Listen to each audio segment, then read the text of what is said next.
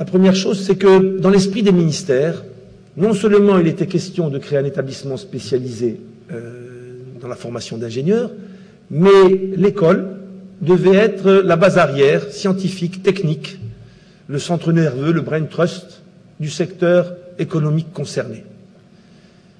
Il y a eu des exceptions, et en particulier l'Institut national agronomique et vétérinaire Hassan II, et il faudrait se pencher sur ce qui a fait que cet institut a réellement fonctionné comme un brain trust au service de l'agriculture nationale, au service du monde rural, au service du ministère. Et il n'y a pas une grande question touchant l'agriculture marocaine qui n'ait pas été abordée dans des colloques, dans des sujets de recherche, dans des approfondissements au niveau de l'école. Et on voit que c'est pratiquement la seule école où il y a eu des passerelles réelles entre les postes de direction opérationnelle du ministère et les postes d'enseignants ou de chercheurs dans l'école.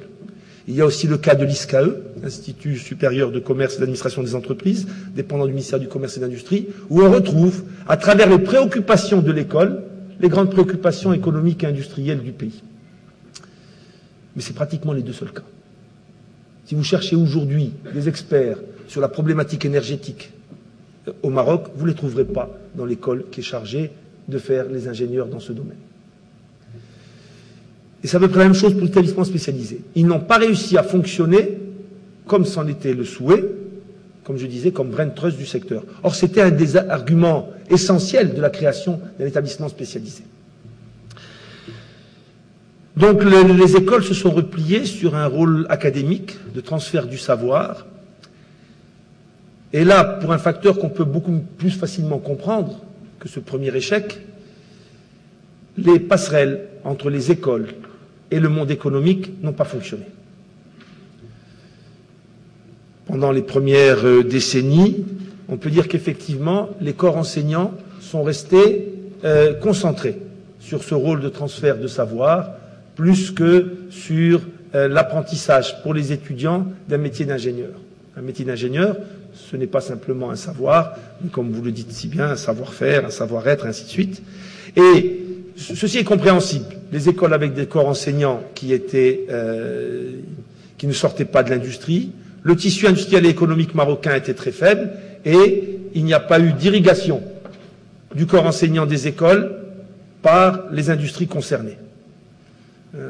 Pas de vieils ingénieurs blanchis sur le harnais pour venir vous expliquer. Moi, je me rappelle à l'école des mines, on faisait venir quelqu'un pour nous parler d'agitateurs dans des cuves chimiques. La personne qui venait nous parler des hélices, des cavitations dans les hélices quand on faisait du chocolat ou mixait des peintures, il l'avait fait pendant 30 ans. Et il savait de quoi il parlait. Ce qu'il enseignait, ce n'était pas la science des agitateurs dans une cuve de réaction chimique, c'était comment faire pour que ça marche, et qu'on dépense le moins d'énergie et qu'on abîme le moins possible, n'est-ce pas, les produits et le processus. C'est évident que dans un pays où le tissu économique et industriel était faible, il était difficile de trouver, pour irriguer, comme je disais, les corps enseignants, trouver des compétences capables de venir pour un temps, en termes de vacataire, ou pour une période, et peut-être pas définitivement, pour venir irriguer le corps enseignant. Un autre inconvénient plus pervers. Les enseignants de ces écoles ont obtenu, ce qui est tout à fait normal, le statut d'enseignant du supérieur.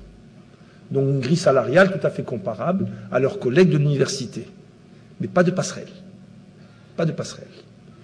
Ce qui veut dire qu'au bout d'un certain temps, les directions des études et les ministères de tutelle avaient un problème énorme, à la fois pour assurer une visibilité de carrière aux enseignants, et deuxièmement, pour assurer la flexibilité des programmes. Alors même que pour entrer dans la logique qui avait fondé ces écoles, il fallait répondre aux besoins les plus pressants de l'industrie nationale. Et je me rappelle que, par exemple, à l'École nationale d'industrie minérale, il y a eu, au début des années 80, avec la montée en puissance de l'industrie chimique des engrais au Maroc, n'est-ce pas, la volonté de former des ingénieurs dans ce domaine, hein, la chimie des phosphates. Une première promotion de 25, et les besoins de l'Office chérifien des phosphates étaient assurés pour au moins, peut-être pas 10 ans, mais en tout cas pour au moins plus de 5 ans. Comment fabriquer un département spécialisé dans la chimie des phosphates quand on sait que dès les premières années, on va saturer les besoins, alors que ces besoins sont cruciaux? La nature de cet établissement spécialisé et de leur corps enseignant, comme je le disais, clos, sans passerelle avec l'université, à créer ce type de problème.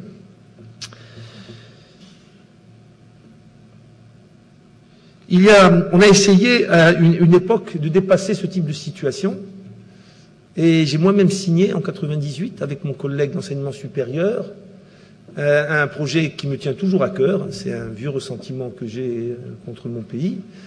Ça ne s'est pas réalisé. C'était la fusion de l'école Mohamedia d'ingénieurs et de l'école nationale d'industrie minérale. Une école spécialisée dépendant d'un département ministériel, et l'autre, grande école, dépendant de l'université, sur le modèle de l'école centrale, que vous connaissez bien. Ces écoles sont mitoyennes. C'est un mur qui les sépare. Elles recrutent les élèves, elles ont toujours recruté les élèves sur les mêmes critères. Elles développent des programmes d'enseignement très voisins. La fusion de ces écoles permettrait au Maroc de disposer de la plus grosse plateforme continentale de formation d'ingénieurs. Et la décision a été prise par le gouvernement marocain en 1998, et elle n'a pas été suivie des faits parce que le ministère de l'Énergie et des Mines n'a pas voulu voir se réduire son périmètre.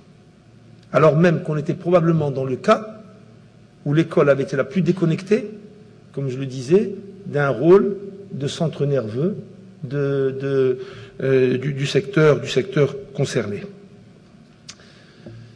Donc ça, c'est un peu la triste histoire de nos grandes écoles jusqu'à la fin des années 80. Et c'est intéressant, j'ai parlé de raisonnement stéréographique. C'est en fait la création des classes préparatoires et la mise sur pied d'un concours national commun qui, je pense, a nettoyé tout le système.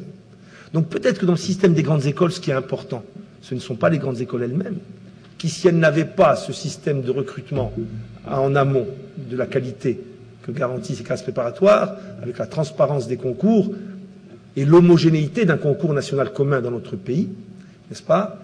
Eh bien, ce système des grandes écoles n'aurait peut-être pas réussi aussi bien qu'on l'a vu en France. C'est une réflexion que je me fais.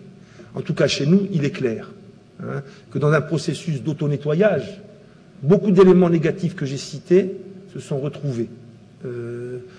retrouvés abolis par le fait que nous avons mis sur pied, à partir des années 80, avec l'aide active de la coopération française, qui a porté la création des classes préparatoires marocaines, n'est-ce pas? Nous avons créé le système des classes préparatoires. Beaucoup d'avantages. Premièrement, au lieu que le bachelier brillant marocain se dise « Est-ce que je vais dans une maths sup, maths spé qui m'amène à une école française ?» Il y en avait une au lycée Lyoté de Casablanca, sinon il fallait partir à l'étranger, comme je l'ai fait moi.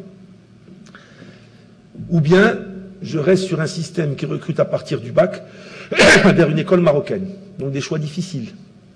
Là, maintenant, le programme des classes préparatoires marocaines est celui des classes préparatoires françaises, et les étudiants ont à leur disposition, à l'issue des 2 années, donc au moment où ils passent le concours, la possibilité d'accès suivant leur mérite aux écoles françaises, mais à l'ensemble des écoles marocaines. Ceci, bien sûr, avec aujourd'hui 20 centres de classes préparatoires dans notre pays, donc une explosion des contingents de candidats au concours français, qui fait que je crois que les Marocains représentent aujourd'hui, depuis cette réforme, le premier contingent étranger dans les établissements français. Avec des problèmes que je citerai plus tard, où nous sommes un peu victimes de notre succès, parce que la coopération française et les efforts de notre gouvernement pour les étudiants qui partent à l'étranger n'ont pas varié quantitativement. Il y a pratiquement autant de boursiers de la coopération française que de montants, mais la différence, c'est qu'alors qu'à l'époque, ça couvrait tout le monde, maintenant, ça n'en couvre plus qu'une partie, y compris. Alors après, donc, on a eu une époque où on avait boursiers de l'État français, et nous avions aussi des bourses de l'État marocain qui, au moins, faisaient que tout le monde était arrosé. Aujourd'hui, c'est plus le cas. Et nous avons aujourd'hui des élèves de grande école qui font face à des problèmes, d'autant plus que la bourse de coopération française, son intérêt essentiel n'est pas le pécule mensuel qu'elle donne, très important, certes, c'est surtout la gratuité des études. Surtout la gratuité des études.